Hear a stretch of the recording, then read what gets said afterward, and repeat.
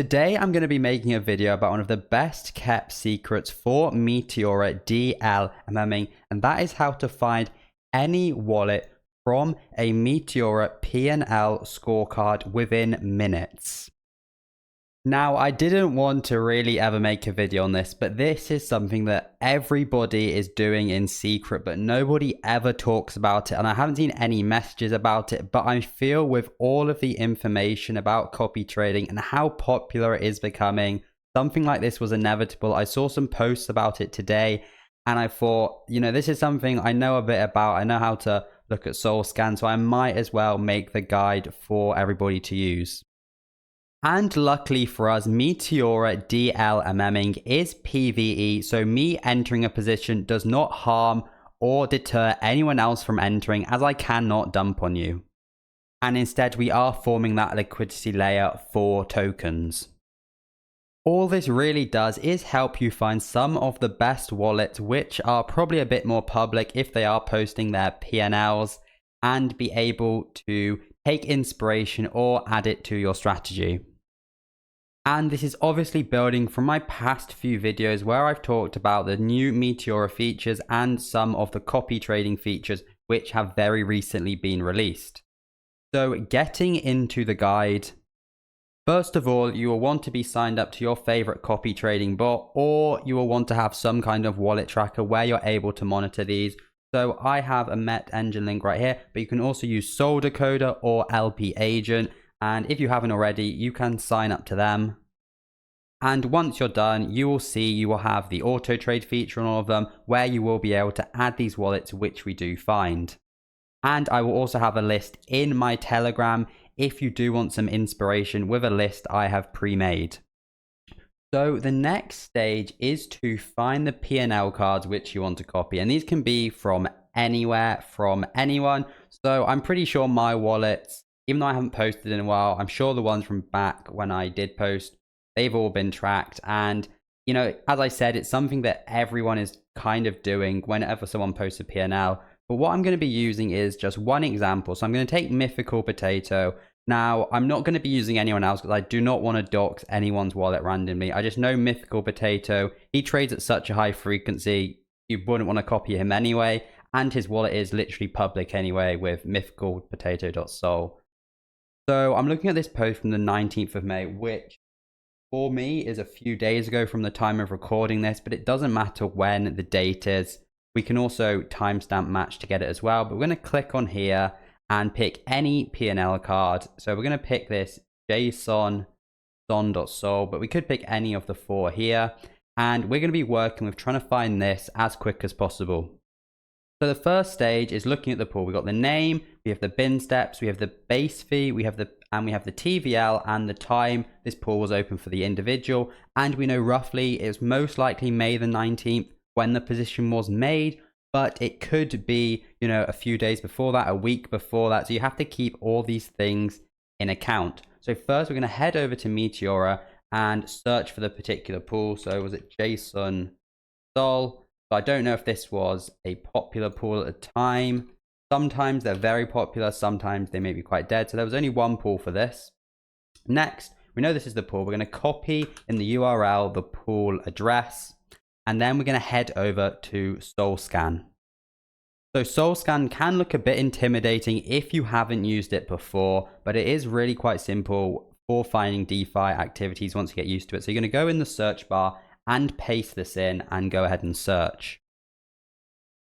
Next, this is where you're going to want to apply some filters. So if we go over to DeFi activities, this is all the transactions which happen in the pool. And if I put 100 on here, this is add liquidity, remove liquidity, and all the swaps that happen in the pool. And you can see there is 100 transactions times 21 pages right now.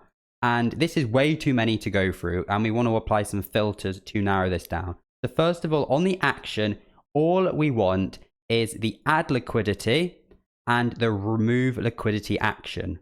Now, if it is a pool with only, if the 300 add liquidity actions happened on this pool, and if it is fairly low like this, we can see a $485 TVL. We can go over to the value and we could filter here for 450 to let's say 700, as we don't know what was removed. And we can see here, there is barely any transactions. Oh, we can already see it, so it's kind of spoiled.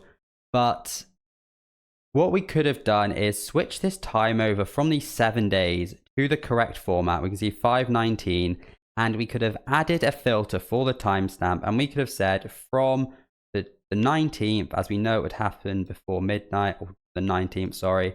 And we don't know when it could have been from. It could have been from a bit earlier on.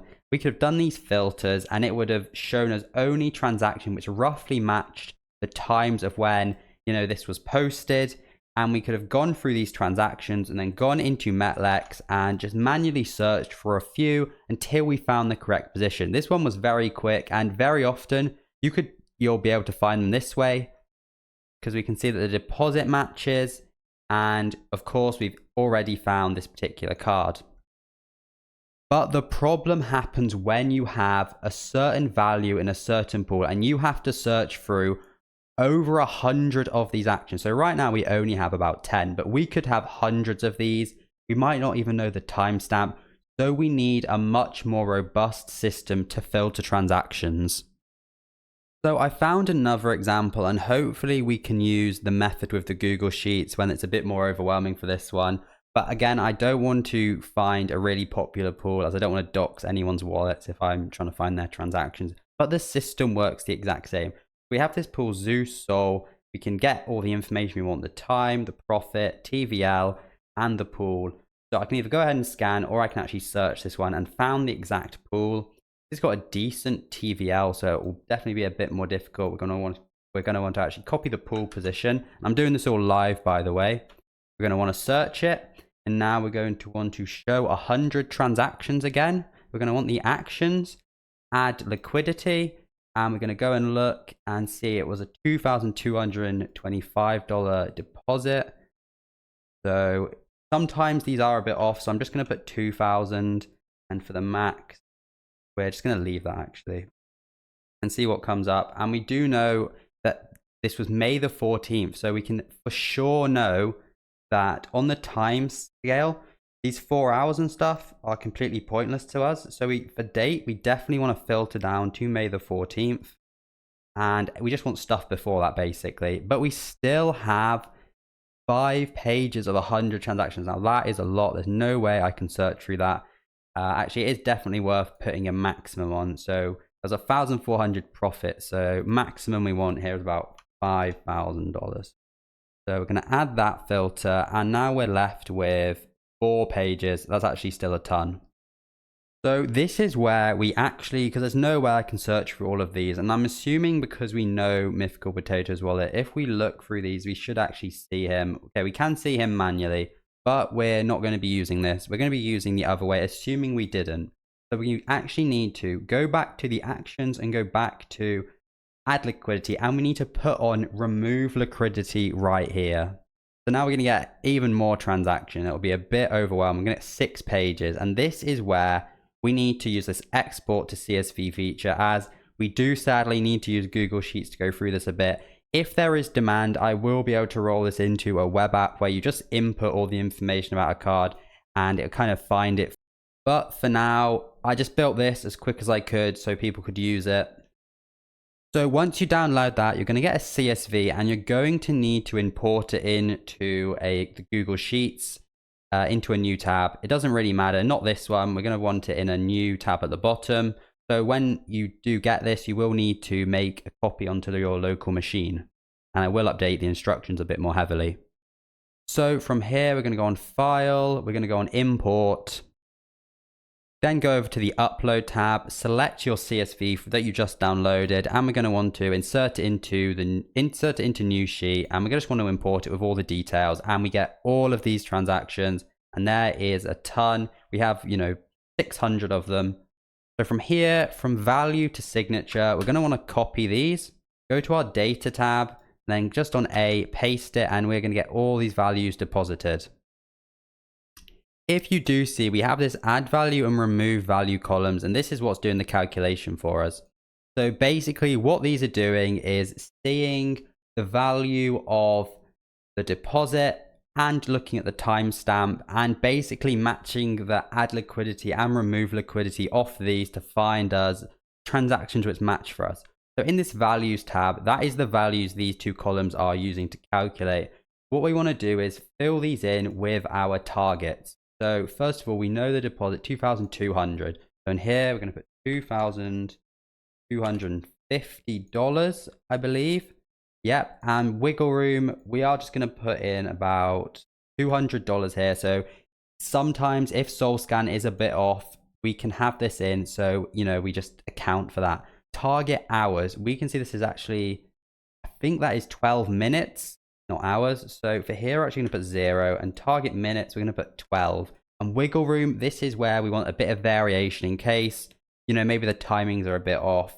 And we actually only want about, I guess, 60 in here. 60 seconds above 12, so 13 to 11. And this is going to drastically narrow down these two columns for us. We can already see there's a lot of match add and close match.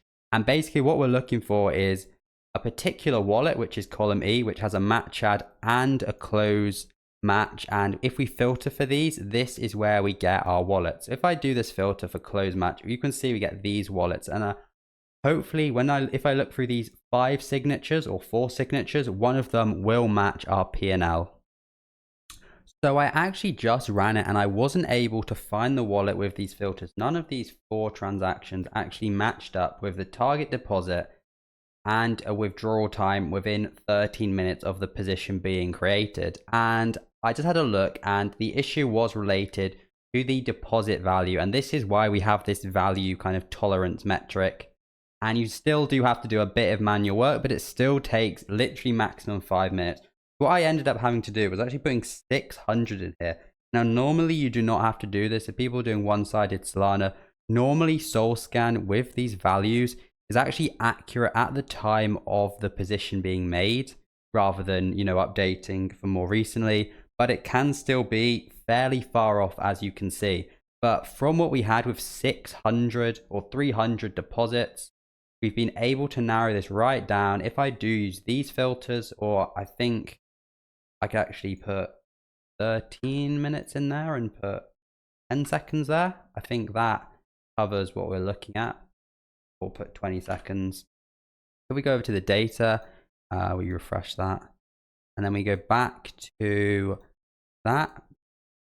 We can see we are back to only 4 transactions. So to be honest, just matching on that timestamp is the main thing, to be honest. We just want kind of a rough value of the deposit. We can see 5 transactions. And if I go ahead and copy this one, head into Metlex and paste it, I should get the exact one. And therefore I've got the wallet. And we've literally just filtered from 600 wallets down to the one we wanted, very, very simply with a few basic filters, just using Google Sheets.